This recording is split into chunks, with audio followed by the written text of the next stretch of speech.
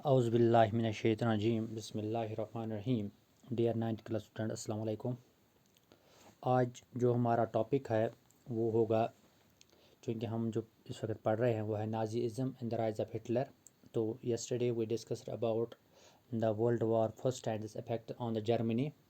تو آج ہم اسی کو آگے بڑھائیں گے۔ تو افیکٹس آف دا وار جو ہے، کل ہم نے دیکھا کہ یورپ جو پہلے کریڈیٹر تھا، یعنی جو دوسروں کو لون، جس کے پاس بہت ساری دولت تھی، لیکن ورلڈ وار فرسٹ نے اس کی حالت ایسی کر دی کہ اس کو ایک تو وہ کریڈیٹر سے ڈیبیٹر بن گیا، تو اس کو لون لینے پڑے۔ تو اسی طرح سے یہ تو ہوئی اکنامکلی جو ہے، تو اس کی جو حالات اس کے بعد رہی 1914 سے لے کے 1918 تک جو ورلڈ وار فرسٹ ہوا، اس کے بعد جو اس کی حالت ہوئی، خاص کر ہم جرمنی کی بات کر رہے ہیں یہاں پہ، جہاں پہ نازی ازم پھر آیا ہے۔ تو جرمنی کی جو حالت تھی وہ کتنی خراب ہوئی، تو وہ صرف اکنامک سیکٹر میں ہی نہیں بلکہ پولیٹیکل سیکٹر میں، کہ ہم کہیں گے ان ایوری ریسپیکٹ، جو ہم لے لیں گے every sector of the life جو ہوگا، تو وہ اس ورلڈ وار کی وجہ سے افیکٹڈ ہوا ہے۔ تو آج جو ہم بات کریں گے، کل ہم نے بات کی تھی افیکٹ آف دا وار میں سے، کہ ہم کیسے یورپ جو تھا اور جرمنی بھی اس میں ایک آتا ہے کہ جرمنی کو پھر کیسے کریڈیٹر سے ڈیبیٹر بنایا گیا۔ تو اسی طریقے سے ہم آج دیکھیں گے کہ پولیٹیکل جو ہے، اکنامکلی، پولیٹیکلی، سوشلی، ان آل ریسپیکٹس اگر ہم دیکھیں گے تو ان کو کس کی صورت میں لیا گیا کہ ان کو جو ہے بالکل جنگ نے اپنے اثرات اس پہ دکھائے۔ تو جہاں تک آج ہمارا ٹاپک ہے، سب ٹاپک جو ہمارے آج ہے وہ ہے، ایک تو ہے political radicalism and economic crisis ایک، اور دوسرا جو ہمارا ٹاپک ہوگا وہ ہوگا دا ایئرس آف ڈپریشن۔ تو جہاں تک اس پولیٹیکل ریڈیکلزم کا تعلق ہے، تو جس طرح سے رشین ریولوشن میں ایک خاص پارٹی پھر ابھر کے آئی جب ورلڈ وار فرسٹ میں، جب ان کی حالت خراب ہوئی، جب ورلڈ وار فرسٹ میں ان کے جو ہے فوجی تقریباً 6 ملین کے قریب مارے گئے، تو پھر وہاں کی حالات جو ہے تبدیل کرنے میں ایک نئی پارٹی سامنے آئی جس کا نام تھا بولشوکس۔ تو اسی طریقے سے ایک لیگ یہاں پہ بھی تیار کیا گیا جرمنی میں، جس کا نام ہے سپارٹاسسٹ لیگ جو ہے۔ تو اس لیگ نے کیا کیا، جو اس سے پہلے جو وائمر ریپبلک تھا تو وہ اس کے خلاف کھڑی ہوئی، تو اس نے اس کے جو ہے اس نے بہت ساری جگہوں پہ اب نئے، جس طرح سے بولشوک ریولیوشن رشیا میں آئے تھے، انہوں نے اپنی پارٹیز بنائے تھے، اسی طرح اب جرمنی میں بھی سویت آف ورکرز جو ہے اور سیلرز جو ہے وہ اسٹیبلش کیے گئے، ان کی ایسوسیشن، ان کی یونینز اب تیار کیے گئے مینی سٹیز میں، بہت سارے شہروں میں جرمنی میں۔ تو پولیٹیکل ایٹماسفیئر جو اس وقت جرمنی میں تھا، تو آفٹر ورلڈ وار فرسٹ، وہ تھوڑے اب کیا ہے کہ تھوڑی بہت مطلب دو کنڈیشن میں آ گئے، ایک تو ہو گئے ویمر ریپبلک کے، اور دوسرا ہے سوویت سٹائل گورننس کے۔ تو ان کے درمیان اب ٹکراؤ شروع ہوا۔ تو اس سوویت سسٹم گورننس کے خلاف جو پارٹیز تھے، ان میں آتے ہیں سوشلسٹ، ڈیموکریٹس اینڈ کیتھولکس، جو اس کی اپوزیشن کرتے تھے۔ تو انہوں نے وہ وائمار میں ملے اور انہوں نے ڈیموکریٹک ریپبلک کو تیار کیا۔ تو اس طرح سے دو جماعتوں کا، دو اپوزیشن پارٹیز ایک دوسرے کے ساتھ لڑے، ایک تو کہتا ہے کہ سوشلسٹ پیٹرن ہونا چاہیے، تو دوسرا کہتا ہے کہ ڈیموکریٹک ریپبلک ہونا چاہیے۔ تو وائمر ریپبلک جو جو کہ حالانکہ جب یہ بنا تو ورلڈ وار فرسٹ کے بعد انہوں نے پہلے ہی سنبھالا تھا، لیکن ورلڈ وار انہوں نے کیا کیا، انہوں نے جب یہ دیکھا کہ سوویتس بن رہے ہیں آپ ورکرز کی یا ان سیلرز کی، تو انہوں نے ان کے خلاف ایکشن لینا شروع کر دیا۔ تو انہوں نے اس آرگنائزیشن کو پھر کھڑا کیا جنہوں نے وار میں حصہ لیا تھا، تو وہ تھے، ان کی ایک پارٹی تھی، جو مطلب آپ سمجھو کہ ایک فورس تھا جس کا نام تھا فری کارپس۔ تو انہوں نے فری کارپ کو پھر ایکٹیویٹ کیا اور ان کے خلاف شروع کر دیا، کن کے خلاف؟ سپارٹس لیڈر کے خلاف، جو سوویت سٹائل گورننس چاہتے تھے۔ لیکن ان کی انیمیز جو ہے، ان کے درمیان یہ ٹکراؤ جو ہے، تو اس طرح سے ان دونوں کی جماعتوں کے درمیان جو ٹکراؤ تھا، تو اس نے مدد کی ایک کامن کاز کا، تو جو کس کے خلاف جو ہے کہ ہٹلر جو سامنے آیا۔ تو ان ریولیوشنریز اور ملٹنٹس کے درمیان جو یہ بات ہو رہی تھی، تو اس میں کیا ہوا کہ اگر آپ دیکھیں گے ریڈیکلائزیشن شروع ہوئی۔ تو اتنی ریڈیکلائزیشن مطلب کہ پولیٹیکل ریڈیکلائزیشن، جس کی وجہ سے جو اکنامک مطلب ایک دوسرے کے ساتھ ٹکراؤ جو ان کی ہوئی پولیٹیکل پارٹیز کو، تو ان پارٹیز نے کیا کیا کہ جو جرمنی تھے، اس میں جو اکنامک حالات تھے، اکنامک کرائسس تھے، وہ اب دن بدن بڑھتے ہی گئے۔ تو اس نے کیا ہے کہ ہائٹ اس نے لے لی، ہائٹ مطلب یہ دن بدن اور جو اکنامک کرائسس تھے اس جرمنی میں وہ بڑھتی گئی۔ ان 1923 1923. تو یہاں کیا ہوا کہ 1923 چونکہ جرمنی کے ساتھ جو ہے جرمنی جب اس نے ورلڈ وار فرسٹ لڑا تھا تو وہ اس نے لون پہ لڑا تھا، تو اس نے ایک ایگریمنٹ کیا تھا کہ میں لون کے بدلے پھر گولڈ واپس دے دوں گا. لیکن جب 1923 آیا تو جرمنی جو ہے اس کے گولڈ ریزروائر جو ہے کم ہوتے گئے، وہ خالی ہوتے گئے، تو اس نے واپس پیسے واپس دینے مطلب گولڈ کی صورت میں جو لون اس نے لیا تھا اور واپس جو کرنا تھا گولڈ کی صورت میں وہ واپس دینے سے انکار کر دیا. تو فرانس نے اس کو کیا کیا، فرانس نے اس کے بدلے میں جرمنی کا ایک اہم انڈسٹریل ایریا ہے جس کا نام تھا روہر. کیا تھا نام؟ روہر. تو اس کو کلیم کر کے اس کو واپس لے کر وہاں جو گولڈ ریزروائرز تھے وہ ان پہ قبضہ کر کے اس سے اپنے جو بھی اس نے مطلب پیسے جو بھی اس نے مطلب لون جو لیا تھا جرمنی نے وہ واپس نہیں لگے. تو جرمنی نے اس کے خلاف کیا کیا، تو جرمنی نے حالانکہ بڑی آواز میں تو نہیں کیا تھا لیکن چھوٹی آواز میں اس کے خلاف تو ریزسٹنس کی تھی. لیکن وہ ریزسٹنس کیا تھی، اس نے پیپرس پہ کرنسی نوٹس چھاپنا شروع کر دیے.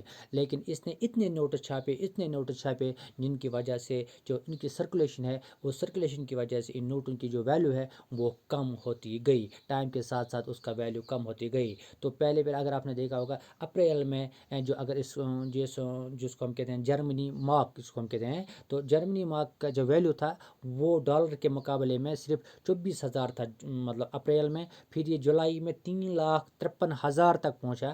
پھر یہ اگست میں 46,21,000 تک پہنچا.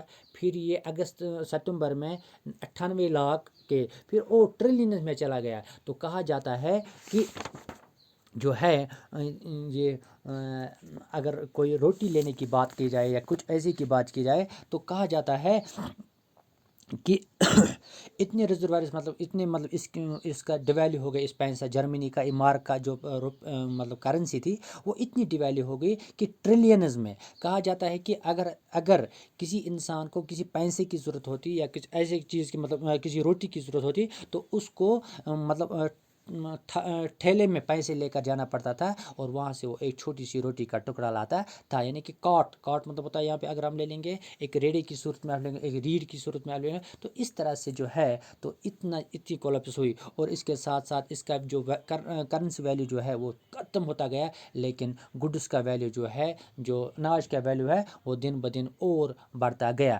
تو ایک تو ہوتی ہے اس کو ہم کہتے ہیں انفلیشن. لیکن یہاں پہ جو اگر ہم جرمنی کی بات کریں گے تو یہاں پہ انفلیشن نہیں بلکہ ہائپر انفلیشن کی صورت میں یہ سامنے آیا. تو کیونکہ جہاں پہ جو پرائسز تھے گڈس کی وہ دن بدن بہت تیزی کے ساتھ بڑھ رہا تھا.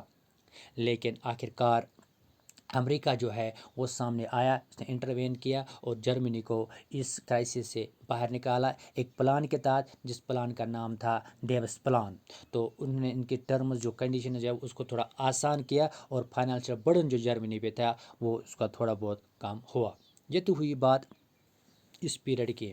تو ٹائم کے ساتھ ساتھ کہا جاتا ہے کہ اس کی وجہ سے، اس امریکن مدد کی وجہ سے جو جرمنی کا پیریڈ ہے تو یہاں سے ایک اور پیریڈ سٹارٹ ہوتا ہے جس کو ہم کہتے ہیں ایئر آف ڈپریشن. تو اس امریکن کی مدد سے جو ہے تو کہا جاتا ہے کہ 1924 سے لے کر 1928 تک چونکہ امریکہ اس جرمنی کی مدد کے لیے سامنے آیا. تو اس کی وجہ سے کیا ہوا کہ جو اکنامک کنڈیشن جو جرمنی کی تھی وہ تھوڑی سٹیبل ہوئی. لیکن اس کے بعد یہ سٹیبل تو ہوئی لیکن آپ ایسے سمجھو یہ جو اکانومی تھی، یہ اکانومی کچھ ایسے سمجھو یہ ریت کی ڈیر کی طرح تھی جو شاید سنبھل نہ پائی. تو اس طرح سے کیا ہوا، جرمنی نے جو انویسٹمنٹ کیا تھا انڈسٹریل ریکوری میں یا کچھ اور میں، تو اس میں انہوں نے کیا تھا، وہ انڈسٹریل اپنے سیکٹر کو بڑھانا چاہتے تھے. لیکن اس کے لیے انہوں نے کیا تھا، انہوں نے چھوٹے چھوٹے لونز لے رکھے تھے ملکوں سے، خاص کر یو ایس اے سے. تو ان کو یو ایس اے کو جو ہے تو یو ایس اے نے جو اس کا سپورٹ دیا تھا کہ وہ اس کا جو مطلب مارکیٹ ہے وہ کرش کر گیا ان 1929 میں. جب وہ کرش کر گیا تو 50% شیئرز جو ہے امریکہ کے مارکیٹ میں وہ مطلب 50% شیئرز گر گئے. تو جب وہ گرا، جو مارکیٹ ویلیوز تھے وہ گرنے لگے، تو امریکہ نے مثال کے طور پر جو فیئرنگ آف پرائسز جو تھی تو لوگوں نے جو پیسے لگائے تھے شیئر مارکیٹ میں وہ لینا شروع واپس کر دیے. تو کہا جاتا ہے 24 اکتوبر کو تقریباً 13 ملین شیئرس ویر سولڈ، یعنی لوگوں نے اب جتنے بھی پیسے وہ مارکیٹ میں لگائے تھے، شیئرس مارکیٹ میں لگائے تھے، انہوں نے ان پیسوں کو بیچنا شروع کر دیا، کیونکہ ان کو لگا کہ اب جو ویلیو ہے ان کرنسی نوٹس کا یا ان روپیز کا یا ڈالرس کا یا کچھ کا، وہ دن بدن اور ڈیویلیو ہوتا جائے گا، تو انہوں نے ان کو ختم کرنا شروع کر دیا۔ تو اس طرح سے کیا ہوا، تو کہا جاتا ہے کہ ایک نئے دور کا آغاز ہوا، اور اس دور کو ہم نے نام دیا ہے great economic depression, the great economic depression. تو اس کے ساتھ ساتھ یہ پھر نیکسٹ 3 سال تک رہا، 1920 سے شروع ہوا اور 1932 تک یہ رہا۔ تو یو ایس اے کی انکم جو تھی وہ تقریباً اس ڈپریشن کی وجہ سے ہاف پہ چلی گئی۔ اگر اس کے پاس ابھی انکم کا سورس تھا $50 لاکھ، یا لے لیں گے ہم تو $25 لاکھ، اس کا 50-50 ہو گیا، تو اتنی مطلب اس کا کم ہو گیا۔ تو یہ تو آپ خود سمجھیے کہ امریکہ جو سب سے زیادہ اس وقت مطلب پاور کی صورت میں سامنے آیا تھا، اس کے بھی اکنامک ریسورسز جو تھے وہ ڈاؤن فال ہو گئے، 50% ڈاؤن ہو گیا۔ تو فیکٹریز، بڑے بڑے جو کارخانے وہ بند ہونے لگے، تو اس کا اثر جو ہے تو امریکہ میں جو ہے ریسیشن آ گیا، اس میں مطلب آپ سمجھو ایسے کہ اکنامک ویکنس آ گئی امریکہ میں بھی، تو جس کے اثرات سارے دنیا پہ پھیلنے لگے۔ تو جہاں تک یہ تو ہوئی امریکہ کی بات، لیکن اس سے جو اس وقت ہم بات کریں وہ ہے جرمنی کی۔ تو جرمنی میں اس جو جرمنی کی اکانومی جو ہے وہ پہلے سے ہی ہٹ تھی، وہ پہلے سے ہی خطرے پہ تھی، وہ پہلے سے ہی خراب صدی میں چل رہی تھی۔ تو کہا جاتا ہے کہ 1932 میں کیا ہوا کہ انڈسٹریل پروڈکشن جو جرمنی تھی وہ ریڈیوس کی گئی، کتنی 40% ریڈیوس کی گئی۔ تو اس طرح سے جو وہاں کے لوگ ورکرز تھے ان کو بہت ساروں کو اپنی نوکری سے ہاتھ دھونا پڑا۔ تو کہا جاتا ہے کہ انہوں نے بھی جو مطلب وہاں پہ جو ان امپلائمنٹ جرمنی میں تھی وہ ٹچنگ 6 ملین تک چلی گئی، کتنی 60 لاکھ تک چلی گئی لوگ کہ جن کو روزگار نہیں مل رہا تھا۔ تو کہا جاتا ہے کہ گلیوں میں، راستے پہ، ہر جگہ پہ جو لوگ تھے، جو ان امپلائمنٹ یوتھ تھے، ان کے گلے میں پٹے ہوتے تھے جن پہ لکھا ہوتا تھا کہ we are willingly to do any work, ہم کوئی بھی کام کرنے کے لیے تیار ہے۔ تو اس طرح کی حالت ہوئی جرمنی میں اس اکنامک ڈپریشن میں، جس کو ہم ایئر آف ڈپریشن کہتے ہیں، اس ٹائم میں 1929 سے لے کر 1932 میں۔ تو اتنا کہ جب ان کو کچھ نہیں ملا تو یہ جو ینگ جنریشنز تھی جو کام کی صورت میں ادھر ادھر بیٹھ رہے تھے، تو یہ پھر انہوں نے اپنا آپ کو آگے لے جانے کے لیے انہوں نے کیا کیا، تو انہوں نے انلیگل ورکس میں جو ہے یا اس طریقے سے دوسرے جو کرمنل ایکٹیویٹیز ہے ان میں وہ اب عام ہونے لگے۔ تو اس طرح سے اکنامک کرائسس کی وجہ سے لوگوں میں ایک خوف، ایک ڈر، ایک ڈیپ فیئر ڈیولپ ہو گیا۔ تو مڈل کلاس جو تھی، سیلریڈ امپلائیز جو تھے، پینشنرز جو تھے، جن کے پاس مطلب پینشن یہ تھی، تو ان کی جو سیلری تھی وہ بھی دن بدن جو ان کی سیونگز تھی وہ دن بدن کم ہوتی گئی۔ چھوٹے چھوٹے بزنس مین جو تھے جن کے پاس اپنا روزگار تھا، ریٹیلر جو دکاندار تھے، ان کی بزنس میں بھی دن بدن وہ بھی رون یعنی ختم ہوتی گئی۔ تو اس طرح سے کیا ہوا کہ یہ جو سوسائٹی تھی، سیکشن آف سوسائٹی تو وہاں پہ تھی، وہ اب ڈر کے جی رہی تھی، کیونکہ ان کے جو ورکنگ کلاس تھا وہ تھے، ان کی کنڈیشنز جو تھی وہ دن بدن اور خراب ہوتی گئی۔ تو اب کیا ہوا کہ جو ورکرز تھے انہوں نے اپنے ہیڈس مطلب کسی طریقے سے جو ورکرز جو امپلائی تھے تو کسی طریقے سے انہوں نے تھوڑی بہت ادھر ادھر کر کے مثال کے طور پر اپنے آپ کو تھوڑے بہت سٹیبل رکھا تھا۔ تو اس طریقے سے پھر کیا ہوا، جو بگ بزنس مین تھے، بڑے بڑے بزنس مین لوگ تھے، وہ بھی کرائسس میں آ گئے۔ اسی طرح سے ذمہ دار جو تھے، پیزنٹ جو بھی تھے، ان کو بھی ایگریکلچر پرائسز، وومینز مطلب ان کی جو ذمہ داری تھی، مطلب زمین میں جو پروڈکشن نکلتی تھی، ایگریکلچر پروڈکشن نکلتی تھی، تو اس میں بھی بہت ساری کمی آ گئی، اور جو پرائسز تھی وہ بھی کم ہوتے گئے، ایگریکلچر پرائسز جو ان ایگریکلچر پروڈکٹس کی پرائسز وہ بھی کم ہوتی گئی۔ تو اس طرح سے عورتیں اور جو ذمہ دار تھے وہ بھی اپنے بچوں کا پیٹ جو ہے وہ خالی رکھنے میں، مطلب ہم کہیں گے کہ یا were filled with sense of deep despair, کیونکہ ان کو بھی کھانے کے لیے کچھ نہ مل رہا تھا۔ تو اس طرح سے جو ویمر ریپبلک بنایا گیا تھا after 1900 after the World War First، تو وہ جو ڈیموکریٹک سیٹ اپ تھا، ریپبلک تھا، اس کے جو پہلے سے ہی جو حالانکہ اس میں پہلے سے ہی بھرے ہوئے تھے کچھ ڈیفیکٹس جو تھے، تو اور مصیبت میں آ گئے۔ تو اس طرح سے جو جرمنی تھے یہ انسٹیبل ہو گئی اور ولنریبل ٹو ڈکٹیٹرشپ۔ اب یہ کس کی زد میں آ گئے؟ ان کنڈیشنز کو دیکھ کر، ان سچویشنز کو دیکھ کر، جو ایک ڈیموکریٹک سیٹ اپ تھا اس کو مطلب وہ آپ ایسے سمجھو وہ انسٹیبل ہو گیا، اور یہ جو جرمنی تھی یہ آپ کسی طرف جا رہے تھے؟ ڈکٹیٹرشپ کی طرف جا رہی تھی۔ تو اس طرح سے پروپورشنل ریپرزنٹیشن جو تھی تو اس طرح سے یہ جو ٹاسک تھا. تو ایک اور دوسری بات جو اس میں تھی کہ اب یہ جو مطلب ویمر ریپبلک تھا، ایک آرٹیکل تھا، آرٹیکل 48 ان کی کانسٹیٹیوشن کا، جرمنی کی کانسٹیٹیوشن کا. وہاں پہ پریزیڈنٹ کو پاورز تھے، وہ کسی بھی وقت ایمرجنسی لاگو کر سکتے تھے اور اس ڈیموکریٹک سیٹ اپ کو وہ مثال کے طور پر ڈیزالو بھی کر سکتا تھا. اور جہاں سے ریپبلک بنی تھی تو کہا جاتا ہے کہ ہارڈلی کسی مطلب گورنمنٹ نے ایوریجن 239 ڈیز سے علاوہ نہیں کیا ہے. تو اس طرح سے جو وہاں کی پولیٹیکل سچویشن تھی وہ بھی ہو جائے. تو پیپل جو لوگ جو تھے انہوں نے ڈیموکریسی میں اپنے آپ کو کیا کیا تھا، انہوں نے ڈیموکریسی میں اپنے آپ خواب جو ہے، انہوں نے جو کانفیڈنس ان کو ڈیموکریسی پہ تھے، وہ ڈیموکریسی پہ جو ان کا کانفیڈنس تھا وہ اب دن بدن اور کم ہوتا گیا. تو انہوں نے اس پارلیمنٹری سسٹم میں تو انہوں نے دیکھا کہ یہ جو ہے یہ اگر ہم دیکھیں گے